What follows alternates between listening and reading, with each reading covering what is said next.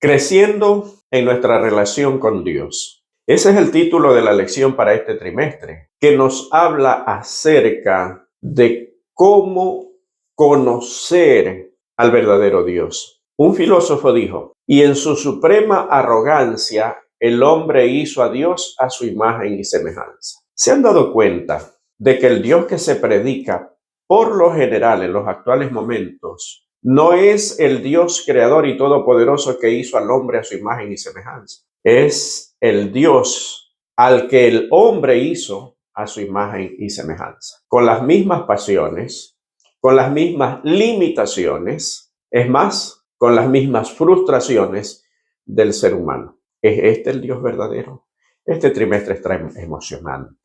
No podemos perdernos un solo estudio de las 3 lecciones y de las lecciones que en cada semana hay diariamente para este trimestre. Bienvenido y bienvenida, apreciado hermano, apreciada hermana, porque este es un tema que no nos podemos perder. Quizá sea la última oportunidad que tengamos de conocer al Dios verdadero. Para empezar, vamos a hacerlo con una oración y los invito a inclinar sus rostros. Amado Dios, gracias por la oportunidad que nos das nuevamente de poder escudriñar tu palabra a través de el estudio de la lección de la escuela sabática. Gracias porque inspiraste esta vez a una mujer, haciéndonos entender, Señor, de que para ti todos somos en tus manos una joya que se puede moldear.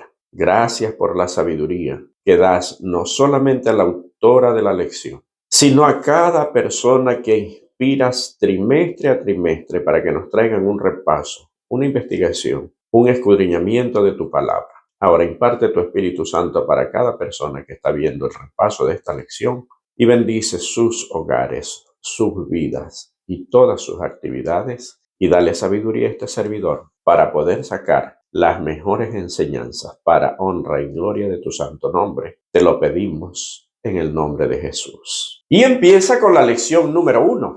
Se titula Evalúate. Y el texto para memorizar está en el libro de San Juan, capítulo 15 y versículo 9. Y dice, como el Padre me amó, también yo los he amado. ¿Por qué empieza con el consejo Evalúate? Para nosotros mantener una relación, inclusive interpersonal, con nuestros familiares, con nuestros compañeros de trabajo, con quien sea, siempre debemos autoevaluarnos para mejorar esa relación y ver en qué estamos fallando. Obviamente, eso lo hacemos como cristianos porque el cristiano siempre vive en un periodo de evaluación. Es diferente a lo que hace el mundo. El mundo tiende a culpar a los demás. No, él no me saludó, yo no saludo. Si esa persona no hizo esto, yo tampoco lo hago. Y como dije al comienzo, en los actuales momentos, el Dios que se predica lastimosamente desde muchos púlpitos que se dicen cristianos, es un Dios hecho a la semejanza del hombre. No es un Dios todopoderoso, no es un Dios que nos eleva,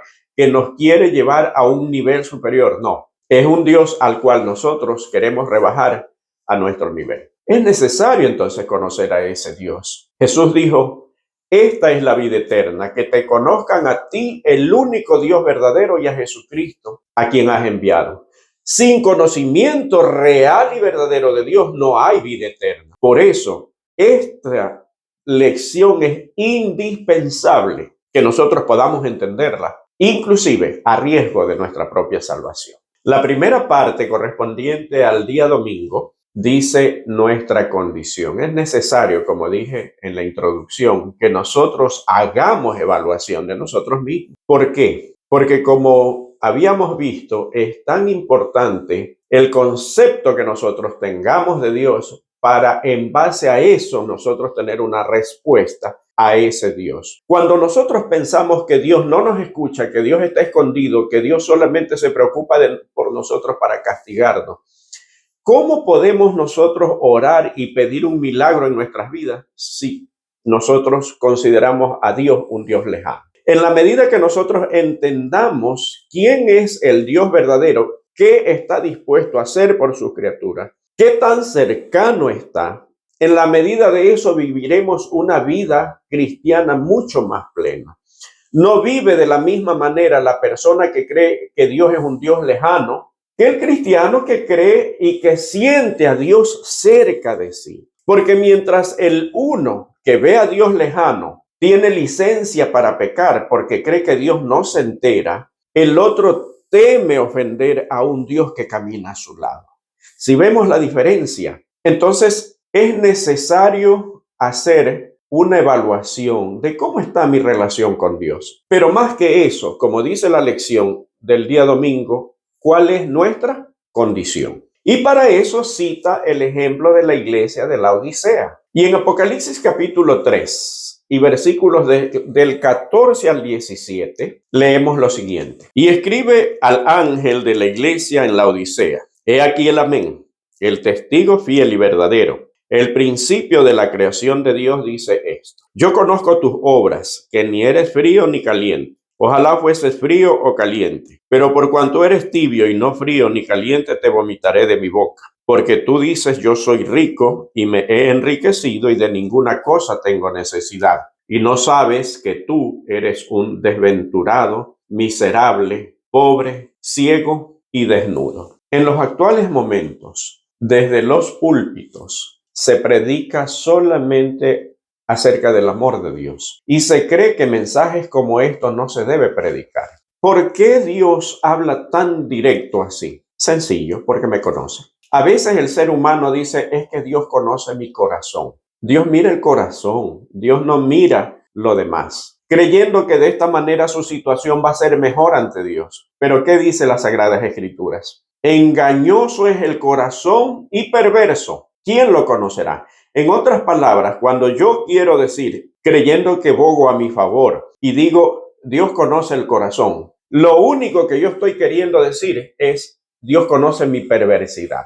Porque eso dice la Biblia, el corazón es perverso y que nadie lo conoce, excepto Dios. Cuando nos da un mensaje tan aparentemente duro como el mensaje a la Odisea, está hablando de nuestra condición actual. Recordemos que en el mensaje de Apocalipsis a las 7 iglesias, el mensaje a la Odisea representa a la iglesia de los actuales momentos. Una iglesia tibia. No es una iglesia caliente como quisiera Dios. Tampoco es fría. La tibieza espiritual hace que nosotros estemos todavía en este planeta, todavía estemos en este mundo. ¿Por qué? Eso dice Ellen White. Si no fuera por nuestra tibieza, ya Cristo hubiera venido hace rato. Pero nuestra tibieza, nuestras murmuraciones, como el pueblo de Israel, nos han mantenido en esta tierra. Entonces Dios hace un diagnóstico de nuestra condición. Yo creo que soy rico espiritualmente y que me he enriquecido y que no tengo necesidad. Entonces Dios me dice: tú eres un desventurado, miserable, pobre, ciego y desnudo. Viene a mi mente una frase tan usada por el pueblo adventista, que es el zarandeo. Ellen White dice que lo que producirá el zarandeo es el rechazo al mensaje del testigo fiel. O sea, este mensaje. Esta semana yo creo que será decisiva para mucha hermandad del pueblo adventista. ¿Por qué? Porque si lo que produce el zarandeo es el rechazo a este mensaje, entonces vamos a ver quiénes aceptamos el mensaje y quiénes lo rechazan. Porque es posible que por la gracia de Dios, sea el estudio que inicie con el zarandeo y que lleve al cumplimiento acelerado de las pocas señales que la iglesia tiene por cumplir. Pero Dios no se queda en el diagnóstico. Dios tiene el remedio. Y eso es lo bueno, lo hermoso de ese Dios. A veces nosotros queremos escuchar palabras, solamente palabras bonitas, palabras suaves. Y aquellas personas que más nos quieren y que por amor tienen que decirnos algunas verdades que pueden dolernos, nosotros como que las apartamos. Exactamente, Dios procede de esta manera, dándonos un diagnóstico de nuestra condición, pero no se queda allí, nos da el remedio. Y miren lo que dice el versículo 18 del mismo capítulo 3 de Apocalipsis que estamos hablando o estamos estudiando. Por tanto, yo te aconsejo que de mí compres oro refinado en fuego para que seas rico, y vestiduras blancas para vestirte y que no se descubra la vergüenza de tu desnudez.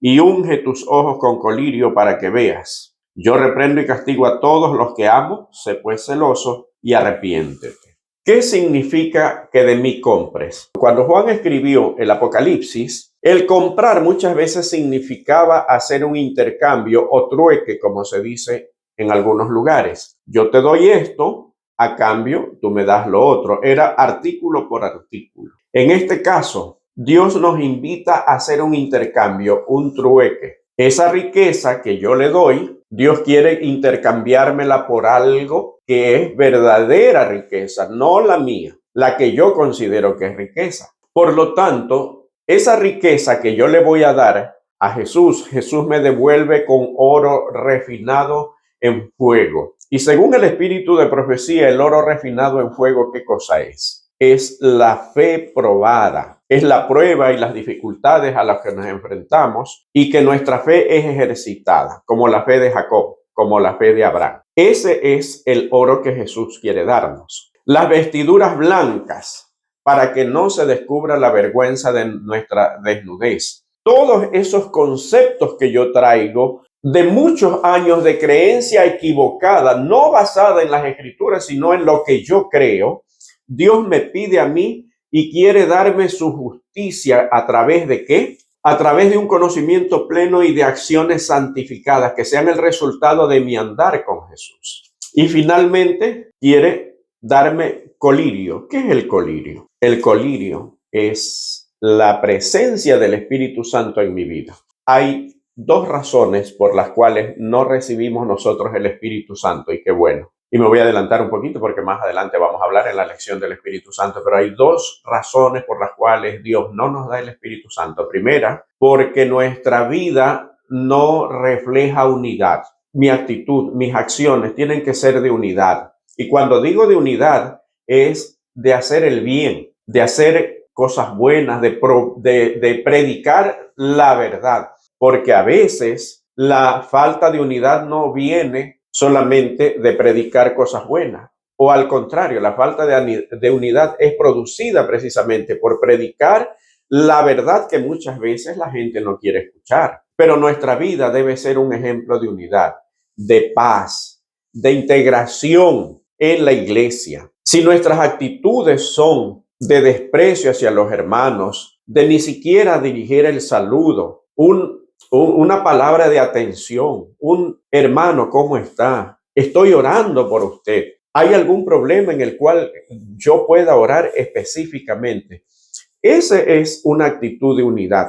Pero si yo no estoy haciendo esto, no puedo pedir el Espíritu Santo. Por lo tanto, Dios no me puede dar de su colirio. Y la segunda razón que da Ellen White en Eventos de los Últimos Días es que nosotros queremos usar al Espíritu Santo y no permitirle que Él nos use. Decirle, Señor, yo quiero trabajar en tu causa, yo quiero ayudar para que la obra se termine. Dime qué puedo hacer o en qué parte de tu ministerio quieres que yo trabaje, quieres que yo actúe, puedo ser útil, me vas a capacitar. Esa es la segunda razón. ¿Por qué? Porque a veces hacemos solo lo que nos gusta. Y a veces lo que más necesita Dios no es aquello que me gusta, sino lo que me disgusta. Entonces a veces queremos que Dios nos dé el Espíritu Santo para manejarlo. Así como el pueblo de Israel llevó el arca considerándolo un amuleto. No porque sabía que ahí estaba la presencia de Dios. Entonces tenemos que ser consecuentes. Y como nos extendimos demasiado, vamos a ir rápido con la siguiente parte, que es amonestación, arrepentimiento y recompensa.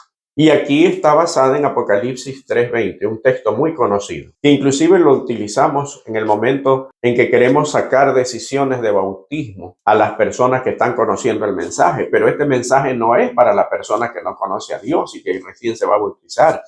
Este mensaje es para la iglesia. He aquí yo estoy a la puerta y llamo. Si alguno oye mi voz y abre la puerta, yo entraré a él y cenaré con él y él conmigo. La primera vez que de una manera abierta Dios tuvo una cena sin ocultarse, porque ya antes había tenido cena con Abraham, por ejemplo, pero era como un caminante. Acá no, Dios tuvo una cena en el monte de Sinaí con los 70 ancianos, con Moisés, pero ahora quiere tener una cena conmigo personal, así como le dijo Jesús a Zaqueo, bájate de allí porque es necesario que esta noche pose en tu casa. Y esa es la invitación que Dios nos hace. Después de habernos reprendido, después de habernos dado el consejo a seguir, Entonces Dios nos invita a tener una relación más estrecha. ¿Qué significa cenar? Nosotros no cenamos con todo el mundo. Cenamos solamente con personas especiales y esas personas especiales por lo general es el círculo familiar, aunque en la actualidad la modernidad hace de que cada quien cene por su lado. Pero es ese tipo de relación que Dios quiere tener conmigo. Y miren cómo la Biblia presenta el tipo de relación que Dios quiere tener con nosotros. Lo ejemplifica de diferentes maneras. Dios dice que Él es el buen pastor. De hecho, hay un salmo del pastor. Jehová es mi pastor, muy conocido, ¿verdad?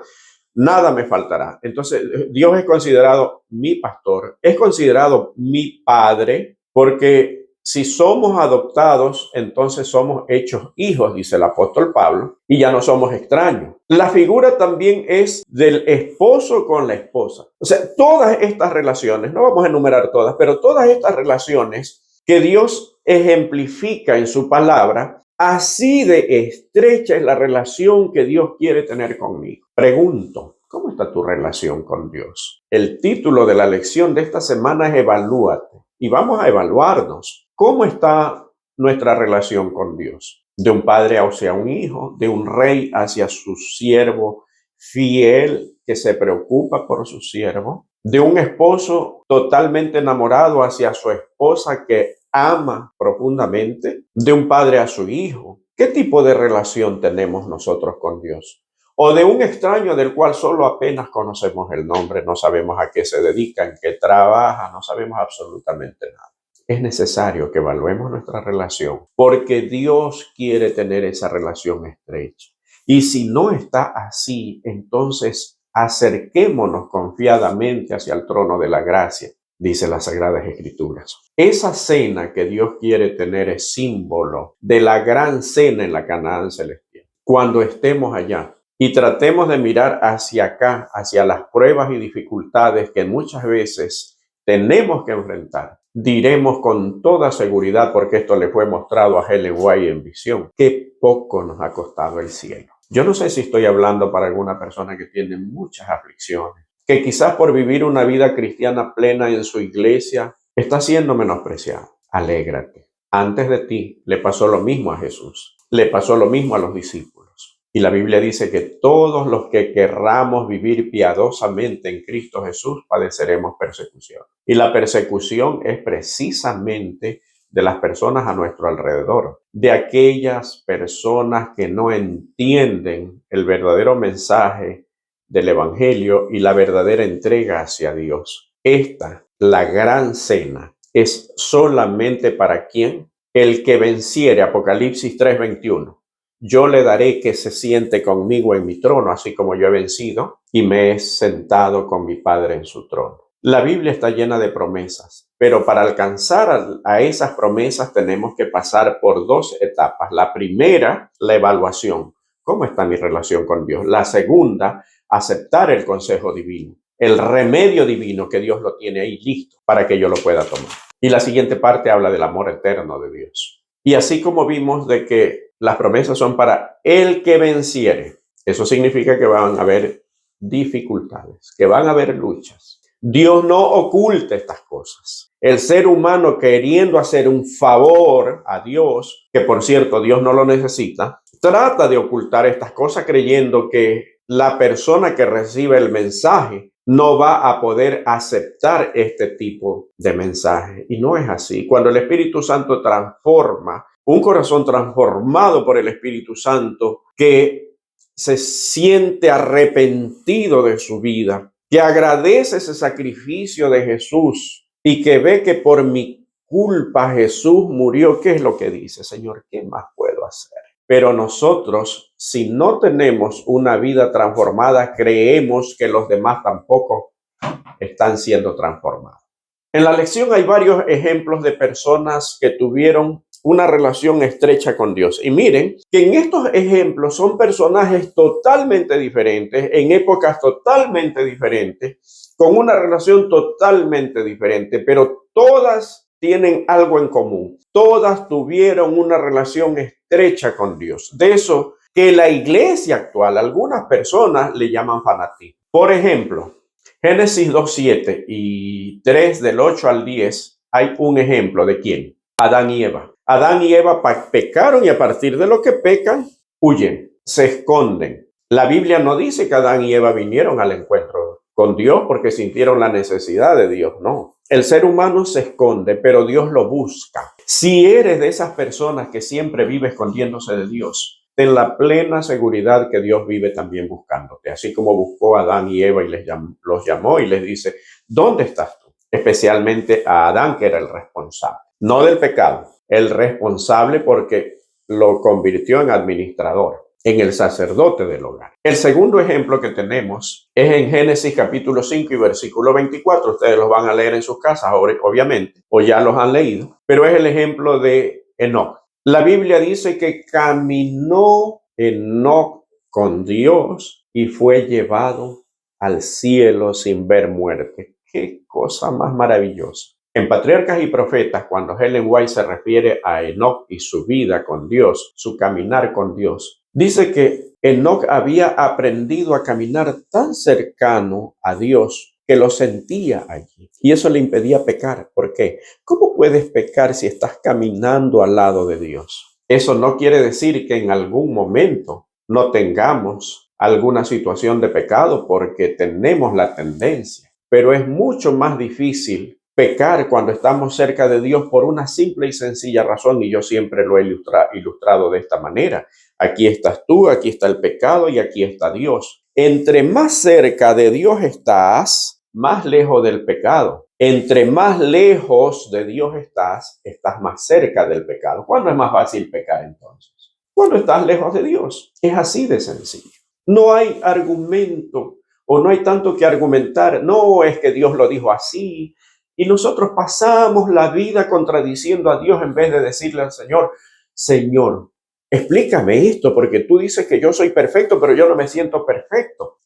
Y Dios va a decir, bueno, perfecto para mí significa esto, esto, esto. Haber aceptado mi gracia y mi gracia impartida en ti te convierte en una persona conforme a mi corazón, o sea, perfecto. Ya tendremos un tema más adelante acerca de perfecto y recto. ¿Y cuál es la perfección o a qué le llama perfecto Dios? Y cómo nosotros podemos alcanzar esa perfección. Pero volvamos a los personajes que son ejemplos. En Génesis capítulo 6 y versículo 13 habla acerca de Noé, acerca del diluvio. Pero Noé halló gracia ante Jehová. Toda una generación, toda la humanidad fue arrasada por causa del pecado. Pero Noé halló gracia. No importa cómo sea tu relación, si es la relación como la que tuvo Adán y Eva con Dios, como la que tuvo Enoc con Dios. Ahora tenemos el ejemplo de Noé. Noé, un hombre muy obediente, no cuestionó a Dios. Dios le dijo, voy a enviar un diluvio en la época cuando ni siquiera se sabía lo que era una lluvia. Y Noé no cuestionó a Dios. Noé dijo a Dios, ¿quieres que haga un barco? Perfecto. Y Dios le dio las medidas, les dio el diseño. O sea, lo convirtió en algo que no sabía. Posiblemente en ese tiempo no existían ni los barcos ni la navegación. Pero Dios convierte a Noé en algo que él no sabía, porque no siempre Dios llama a los capacitados, pero siempre capacita a los llamados. Y Noé tuvo la opción de decir, Señor, nunca ha llovido. ¿Qué es lluvia? ¿Qué es diluvio? Simplemente obedeció. Esa es la fe que Dios necesita, en espíritu y en verdad, una fe que obra.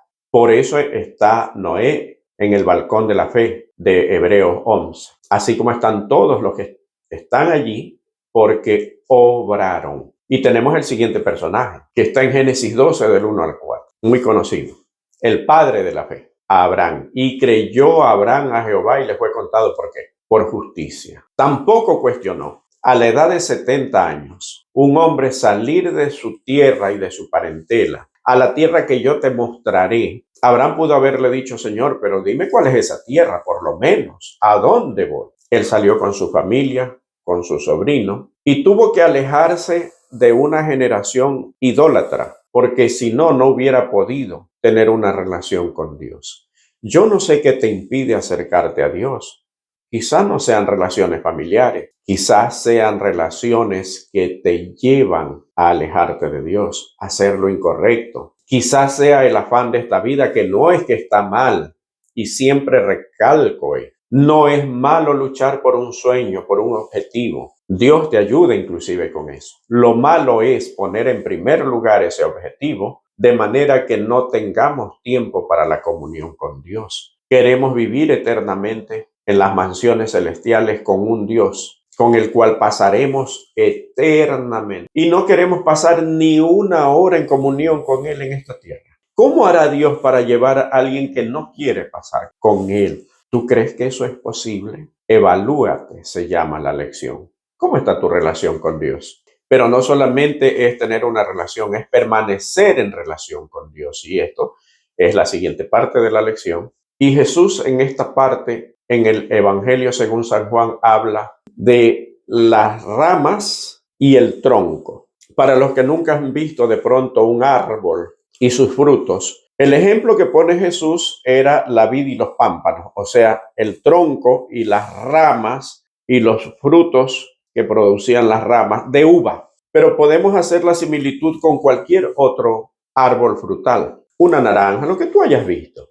Ese fruto viene como resultado de que la rama que produce el fruto, a través del cual está sujeto el fruto, por el cual recibió el alimento que le permitió crecer y madurar, ese alimento viene desde la raíz del tronco. En ese mismo ejemplo, nosotros somos las ramas. Las ramas producen el fruto, pero tienen que estar unidas al tronco del árbol. El tronco es Cristo. Si nosotros estamos separados, no podemos dar fruto. En otras palabras, estamos muertos. Jesús dijo, yo soy el camino, la verdad y la vida. Y cuando nosotros leemos este pasaje que dice, yo soy el camino, la verdad y la vida, creemos que es una metáfora cuando dice la vida. Jesús es el autor de la vida. Queremos tener vida abundante. Queremos tener una buena vida, pero que queremos permanecer alejados de Jesús. Eso es imposible. El autor de la vida es Jesús y es literal. Esto no es simbólico. Cuando nosotros permanecemos con Jesús y somos transformados, hasta nuestra vida mejora en todo sentido. Por eso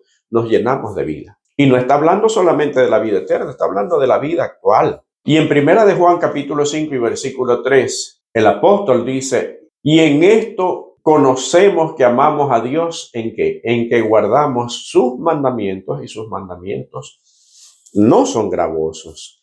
¿Qué significa guardar sus mandamientos? Significa permanecer, así como la rama permanece junto al tronco y produce frutos, así también debe ser nuestra relación con Dios.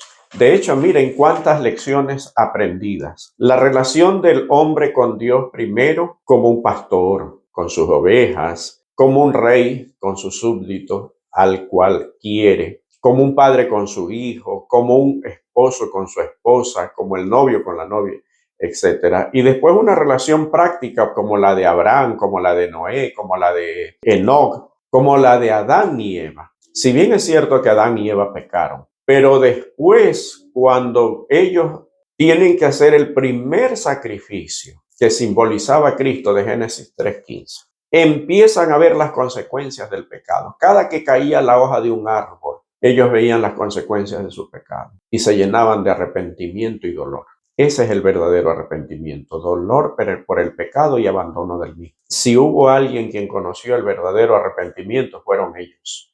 ¿Cuánto les hubiera gustado poder retroceder el tiempo y no haber tomado la decisión que tomaron? Porque para ellos al comienzo fue insignificante, es un simple fruto. ¿Y cuántas veces nosotros empezamos a alejarnos de Dios porque consideramos una situación, eso es insignificante, esto no me va a afectar, hasta que nos encontramos lejos de Dios? O por lo menos, si no estamos lejos de Dios en la práctica, por lo menos nos sentimos sin ganas de leer la Biblia, sin ganas de orar y sin ganas de ir a la iglesia. Y finalmente, la savia, la última parte de la lección. Como habíamos adelantado ya, la savia, ¿qué es? Es el Espíritu Santo. Esa savia que viene desde el tronco, desde la raíz, que absorbe los alimentos del suelo y que son trasladados hacia las ramas para que éstas den fruto, es el Espíritu Santo.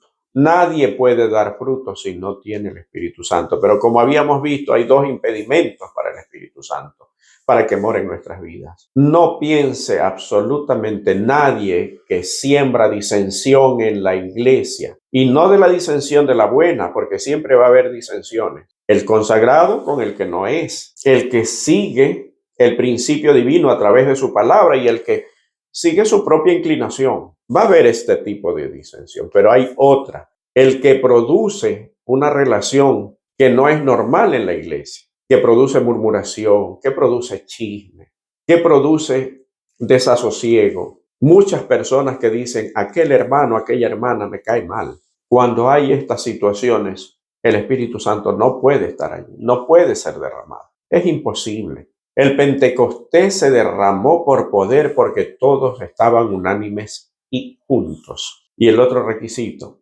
dejarnos usar por el Espíritu Santo. No decir yo quiero el Espíritu Santo porque quiero hacer esto. No, dejar mis planes a un lado, no importa quiénes o cómo sean, por más brillantes que nos parezcan. Decirle a Dios, Señor, yo quiero que tú me uses en tu causa. Y tú sabes cuál es la mejor forma de usar. Dejar la autosuficiencia.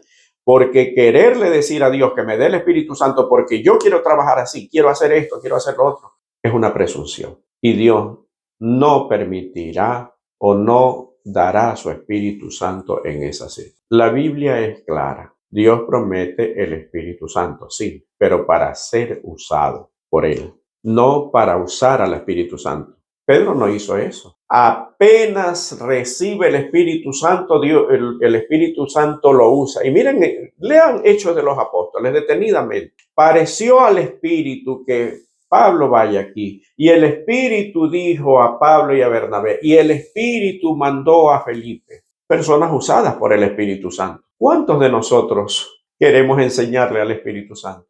Quiero hacer esto, voy a hacerlo de aquí. En lugar de ponernos en las manos de Dios. Y que a través de su Espíritu Santo nos usa.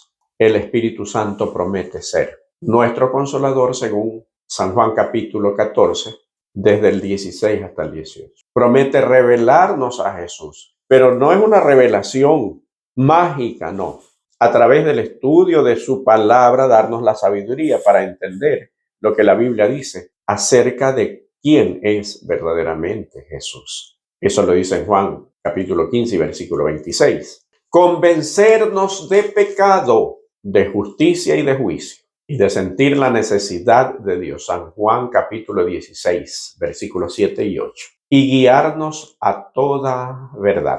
Yo soy el camino, la verdad y la vida. Y esa verdad, ponerla en práctica en nuestras vidas. No nuestra verdad, o lo que nosotros consideramos nuestra verdad. Y eso también lo dice en San Juan 16, en el versículo 13. Hemos llegado al fin de nuestra lección. Hermanos, este trimestre aprenderemos a conocer al Dios verdadero y a tener una estrecha relación con Él. Esto es un tema de salvación. Nos vemos la próxima semana y recuerda, comparte la lección, suscríbete al canal y dale me gusta. Y si tienes algún comentario, déjalo aquí abajo en los comentarios. Que Dios te bendiga.